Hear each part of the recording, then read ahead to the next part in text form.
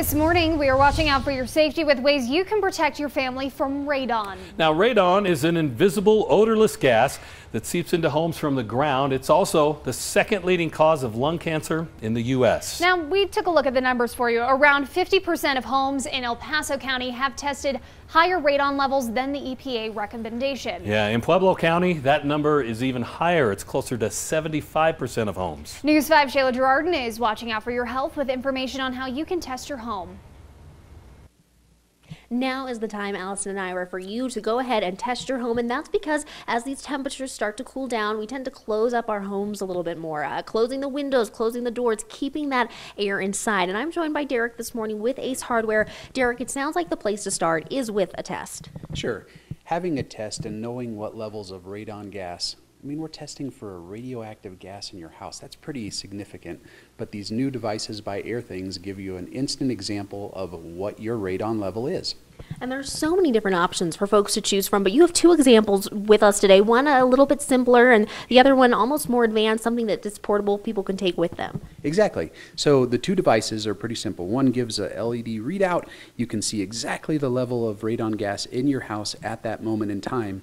And the other example from Airthings is this particular device that you mount on the wall anywhere in the home, and it syncs up with an app, and the app will track a long-term level and consistent monitoring of the radon levels in your home. And you mentioned these are new, a lot of advantages. What are some reasons why folks might prefer something like this, something they can take with them? Sure. So if you have the what I'll call old radon test, it was opening a canister, collecting a sample of air from one given point in time in your home, sending it off to a lab, the radon gas gets tested. Weeks later, you get the result, hey, my level is 2.2. Well, what does that mean?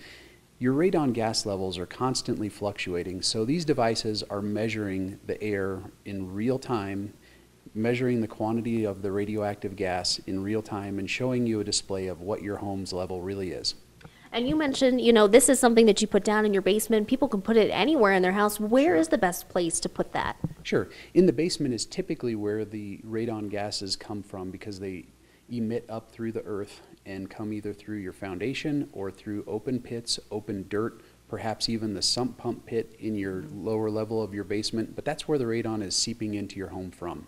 Okay, and finally, let's say people see that number, that 3.48, and they're not comfortable with it. What are some things they can do to bring it down? Exactly. So the mitigation factor is important. So sealing off that sump pump area, just with even plastic will help.